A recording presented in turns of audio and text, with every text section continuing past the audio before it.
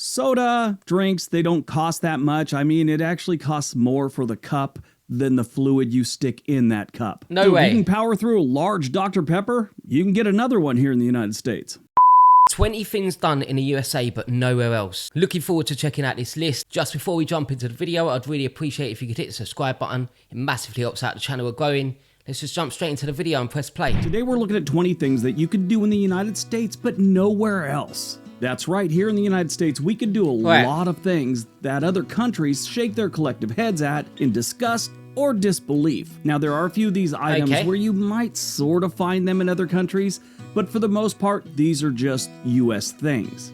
Towards the end of the video, I will have a question that you can answer about a future video. If you could please leave your response in the comment section below. Got it? Get it? Good. Let's take a look. Okay. Oh, okay. Number 20, advertising prescription drugs. The US and New Zealand are the only countries where direct-to-consumer advertising for prescription drugs is legal. We're a little heavy on it compared to New Zealand. We're really heavy. Wait, so just so I'm understanding, prescription drugs you can just go and get without actually being prescribed them. I'm guessing that's what that means. Because yeah, in the UK, if you want to get a prescribed drug, you need to go to the doctors. You need the doctor to give you the note saying that you can go get them. But how does it work in America? I'm not 100% on that. So can you go to like a pharmacy and just get prescription drugs without actually going to the doctor? For them to be advertised on TV as well. So yeah, let me know in the comments, just so I understand it a little bit more. Heavy on it, actually. This practice is allowed due to the belief in consumer empowerment and the free market, where individuals are encouraged to make informed decisions about their own healthcare without the government being involved. They want to leave it up to you and a giant pharmaceutical company that's making a profit off it. What could go wrong? Yeah. Oh, this. No one's going to complain about that. Extreme portion size. Yes, you know all that super size me, big gulps and everything like that? You're not going to find that just about any place else on the planet. If you go to Japan or a lot of Asian countries, you'll find little tiny Coke cans, not a 40 dog of cherry. I've never been to Japan, but I've got to say, getting a bigger portion size, that's exactly what you want. You don't want small portions. Cherry Coke or something. Now, this is influenced by agricultural abundance, consumer expectations, and a culture that equates value with quantity, leading to larger servings in restaurants. Most of the time, you're going to find this at fast food places. I mean, it's bad enough they're serving us food that isn't terribly healthy, and then they want to sell us more of it. It's no wonder we're one of the fattest countries on the planet. I wouldn't be complaining. Tipping culture, okay. Number 18, tipping culture. In the United States, tipping is customary in restaurants, bars, taxis, and other service industries. It's not as prevalent or expected in many other countries. Matter of fact, most Asian countries will be offended if you try and give them cash past what you owe for, let's say, a meal or something like that. I think in the UK, if you went to a restaurant, then you're going to tip. Unless they just give you a poor service or it was literally just a simple service. But you don't tip at bars. And I know in America, if you go to a bar and you get a drink, you tip when you're getting a drink. We don't do that. But we do tip the waiters and waitresses. Let me know what else there is that you tip. Servers may actually be confused as to what you're doing. I mean, here in the United States, tipping has gotten out of control. I don't mind tipping someone. I just don't like tipping everyone. It's just a matter of time before there's a tipping section when a cop gives you a speeding ticket. Look at the cop, what's with the tipping section? Well, if you think I did a good job and you want a tip, go ahead. Well, you didn't drag me out of the car and beat me on the sidewalk, so I'm giving you a tip, pal. Shelby Church made a pretty good video on out-of-control tipping. Imperial units, right.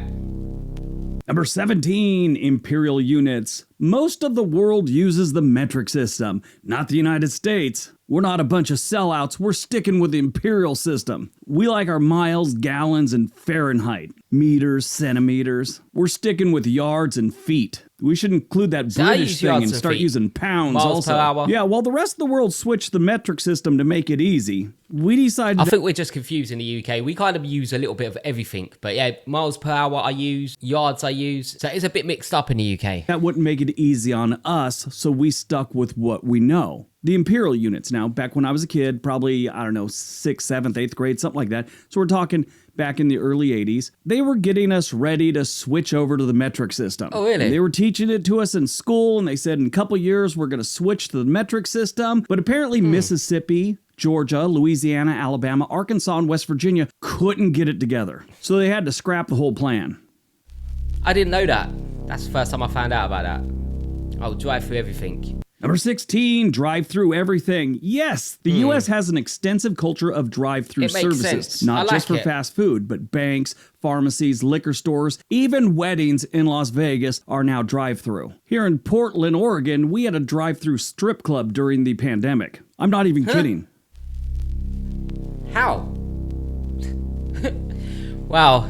Number 15, the Electoral College system. Yes, it's a little strange to most people. Designed by the Founding Fathers to balance the influence of the populous and less populous states, ensuring a distribution of power that prevents dominance by heavily populated areas, which I kind of understand in a way because the states are supposed to be equal. Even though one state may have more people, the states still need representation. Now, they do factor in the size of the state and how many people. That's how many Electoral College votes they get. As an example, Texas has a much higher population than, let's say, Kansas. So Texas has about 30 million residents. They get 26 Electoral College votes. Kansas, on the other hand, only has about 3 million.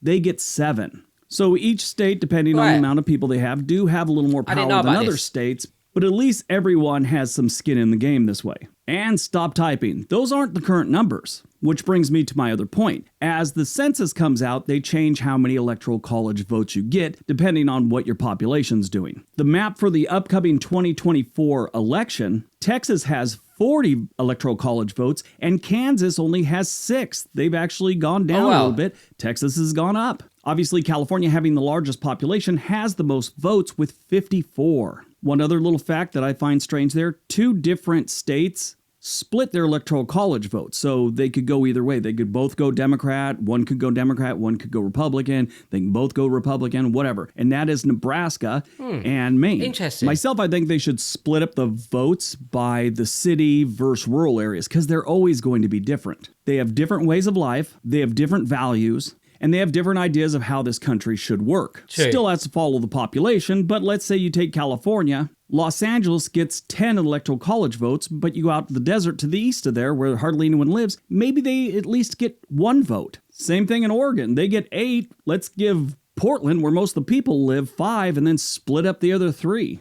I don't know. It's a mess. It's kind of weird, especially if you come from another country. Carrying weapons, okay. Number 14, the right to carry weapons.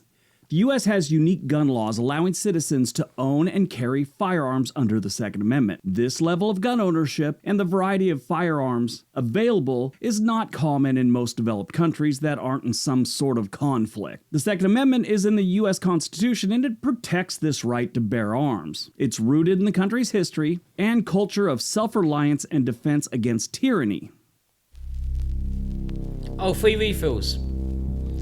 Definitely free refills is a thing we should have in the UK. There is a couple of places we can get free refills, but it's just not as common. It's something I'm jealous about. Number 13, free refills. Now, this is something that you'll only find in the United States. Our restaurant industry is very competitive, and they want to give you the best experience they can get because that way maybe you'll come back. Soda, drinks, they don't cost that much. I mean, it actually costs more for the cup than the fluid you stick in that cup. No way. You can power through a large Dr. Pepper. You can get another one here in the United States. Very few restaurants don't offer free refills, and usually there's something else about them that is drawing people in. Like out here on the West Coast, we have In-N-Out Burger. People line up to go there because the burgers are really good. It's been a couple of years since I've been in one, but the one in Southern California didn't have free refills. I've been to other ones where they did have free refills, but they have a line out the door. They're not worried about the customer satisfaction, so they don't offer it in some places. Now, it's been a couple of years. That might have changed. That's just an example I give.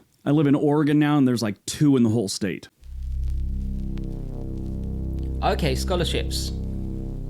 Number 12, college sports sponsorships. Colleges and universities are an industry now.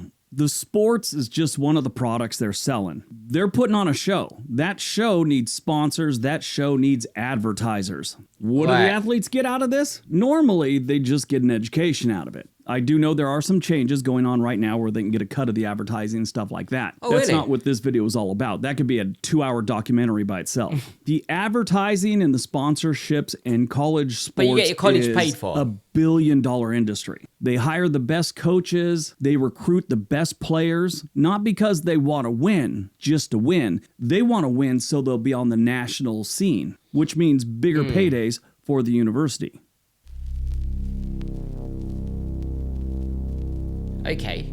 Number 11, the Pledge of Allegiance in schools. think I heard Now, this when I was before. a kid, I for some reason thought it was allegiance, so Pledge of Allegiance. I was probably in my 20s and I saw the word and I went, oh, allegiance. Wow, what was I thinking? You ever have one of those things where you've just said it or thought it for so long and then all of a sudden one day you're driving down the road, you're all, wait, what? Why did I think that it was that way? This happened to me with chocolate milk. When I was a little kid, someone told me it came from black cows. And it's not one of those things you think about every day, but I was like in high school or something, and all of a sudden someone said something about chocolate milk. I'm like, holy shit, came from black cows. And my friends just stared at me, thought I was making a joke. You know, I'm sure at any time in my life after the age of like 5, if I would have thought about it, I would have immediately dismissed it, but, never really thought about it. Yes, but this was initiated in the late 19th century and adopted widely during the 20th century to promote national unity and patriotism. Reciting the Pledge of Allegiance in schools is uniquely American. Well, it is now. They used to do something similar in the Soviet Union. I would not doubt they do something in North Korean schools too. The weird thing about it is they force you to stand up and do it. Now, I understand maybe teaching kids the importance of something like this or the history of it, but to actually force them, I've always thought was kind of weird. Let me know what your thoughts on that are. It is interesting that you do that at school every day. Number 10, jury duty. U.S. citizens are summoned for jury duty, participating in the legal system, and it is mandatory unless you've got a really good excuse or you did what I did. I pretended I was insane. I never got a jury summons again the rest of my life. Now, this is in California. 2 things I did. They asked me my first question. I said I had to consult my attorney. He lives in my pants. I got some giggles. They stared at me. The judge lowered his glasses and said, really? And I said, I don't know. Their next question to me was, have you ever committed a crime? I said, I don't know. Is this a real cop? And I pointed towards the bailiff, and he said, I am a sheriff. I said, then I plead the 25th Amendment, which I should have said 5th Amendment, but I knew that, but I just thought I'd be weird. And the attorney asking me questions said, all right, great. So the vice president here can be excused. Yep, never got another summons.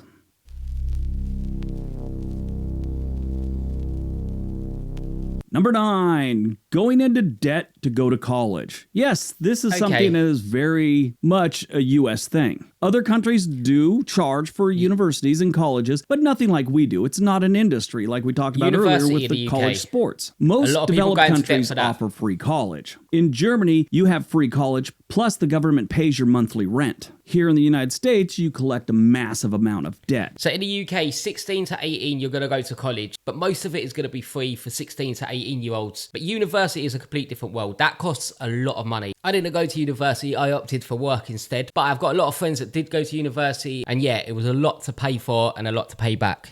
If you're in the military or you've done some time in the National Guard, like my brother, his daughters went to a state school tuition free because he served in the National Guard. They still had to pay rent and all that stuff, but tuition was free. The amount that is paid for colleges is incredibly out of whack with the way it should be. I was going to a community college back in 1994. The price per unit was $8. Right now, that same community college, it's $47 per unit. That's if you're a resident of California. If you're not, it's like $300 a unit. Then, of course, they have some weird health insurance thing you have to sign up for. They just tack on a whole bunch of other things. It's nonsense.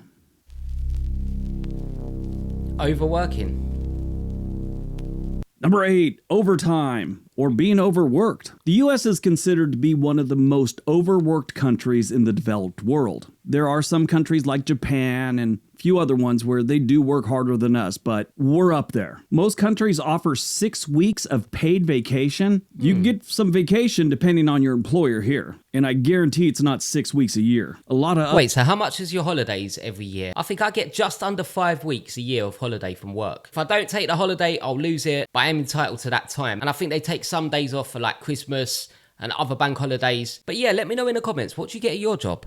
Other developed countries offer up to 1 year paid maternity leave with job security. I've talked to a few people that have come to the United States for work, usually on the tech side of things, and they cannot believe we don't have things like the maternity leave, more than 2 weeks for vacation time. One guy I worked with, he was from India. I won't mention the company because I don't want to get in trouble. Wait, do you not get maternity leave? Is that not a common thing in America? I don't know much about the workplace in America. It's not something I've really looked into yet, but that is interesting. But he could not believe that he had to get the okay to get a doctor's appointment. I watched him limp around the office for 2 weeks before he had his doctor appointment. That was another thing entirely. Turns out he tore his ACL, or had a tear in it. He was still walking around, but there was a serious limp.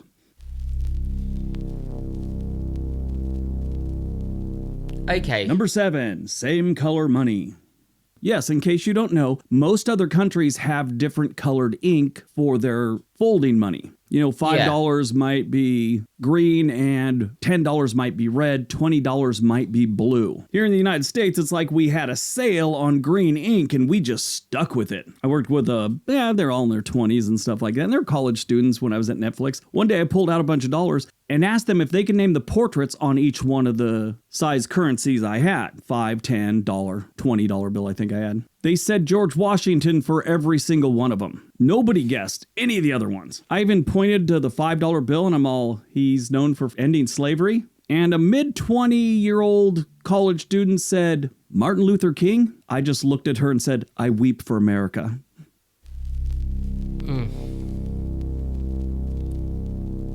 Okay, Number 6, I've heard about this. For-profit private prisons. This is a unique concept only in the US, with private companies running prisons for a profit. Now, just basic economics should tell you if a company is in the profit-making business, they want to get more business so they can make more profit. That's how companies work. So you're a giant corporation that has a bunch of prisons, you're lobbying to get new laws passed to get more people in jail. The United States has more citizens in jail per capita than any other country on the planet. At the end of 2023, the United States had the highest number of prisoners in the world with around 1.8 million people incarcerated. China has the second highest number of prisoners with an estimated 1.6 million people incarcerated in 2020. Obviously, America is a big country, so you are going to have more people in the prisons. But wow, I didn't know the numbers were like that. 23. Brazil came in third, and they have a little bit over 1.2. The United States also has the highest incarceration rate in the world, with 716 prisoners for every 100,000 people in the United States.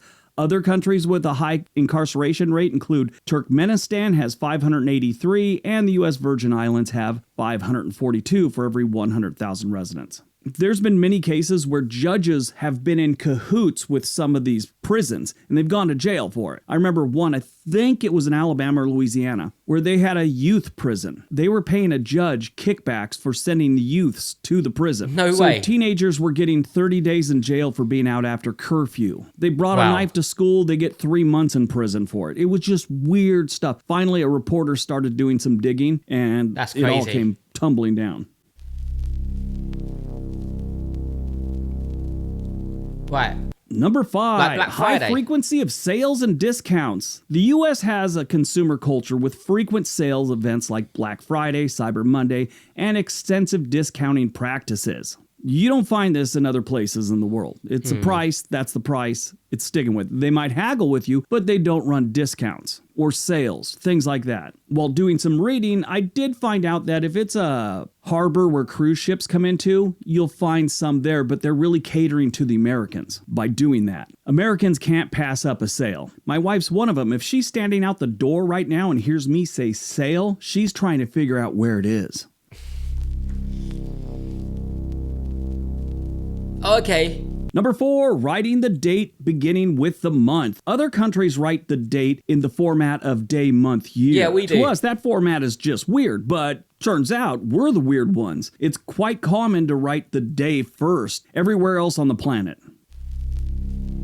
I would struggle to get used to that, I think. Number 3, huge cups like of coffee. As it turns out, other countries find it strange that we offer massive cups of coffee and take it to go. Outside of the US, it's typically consumed in small quantities, and you sit down and drink it at the little cafe or wherever. See, I'm not sure about that because I always get coffee to go. I very, very rarely sit down in a coffee shop and have a coffee. I think I always just get it in a cup to go. Off I go. I'll drink it while I'm working. I'll drink it while I'm driving, or I take it home like that. It's not often I sit down in a coffee shop. Wherever you're at. Yeah, it's like a little bit bigger than a shot glass, maybe 3 shot glasses together. That's how big the cup is normally, and we don't fill it with a bunch of cream and sugar and everything else like that. When I was in South America, I saw them squeeze lemon into it a lot. I thought that was strange, and now I do it. That's how I take my coffee, and people look at me weird when I say it. I'm just, do you have any lemon? I just like a squeeze of lemon in my coffee. Everyone's like, what? They want my medication checked. It's embarrassing sometimes. Oh, you gotta do this. Of course. Number 2, taking home leftovers. Didn't finish your food? Waste food. Get it to go. No big deal, right? Well, it is a big deal in other countries. It's frowned upon, actually, rude in some other places. In France, for example, a law had to be passed to allow this to happen. Normally, there isn't that much of a need to do this because they don't serve giant portions like we do here in the United States. But sometimes people want to take the food they paid for home. In other countries, they don't do it, and it is considered rude. But here in the United States, we are a consumer economy. And if we paid for it, we want it. When I was a kid, they called it a doggy bag. Like you were going to take it home for the dog. Now, if someone hears you're taking your Diablo burger home to your dog, you get some liberal hippie chick giving you a hard time at your table. Maybe follow you home, protest outside your house. Big sign that says Fluffy's mouth should not be on fire. I try and go to the gym and I get a bunch of hippie chicks yelling, shame, shame, shame at me. Food dyers. And number 1, food dyes. In other countries, it's actually illegal to add food dyes and other additives to food. Here you get the whole rainbow, then some. The reason they have laws against these additives and food colors, because it's bad for you. Here in the United States, we promote food that is actively trying to kill you. There's a comedian that does a great bit on Captain Crunch. He's from Canada. His name's K. Trevor Wilson, and they only have one type of Captain Crunch up there, which is just the basic Captain Crunch. Here in the United States, we have 4 different types of Captain Crunch, and then the occasional seasonal different one. What it is, it's the additives and the food coloring. I mean, we have, only Crunch Berries. That is nothing but dark dyes and additives. Interesting video, a lot of stuff covered there. But yeah, let me know your thoughts in the comments. First time hearing about some of the stuff there. Other stuff, I knew about. Thank you so much for checking out the video. I'd really appreciate if you could hit the subscribe button. It massively helps out the channel growing. But for now, I'm going to catch you on the next reaction.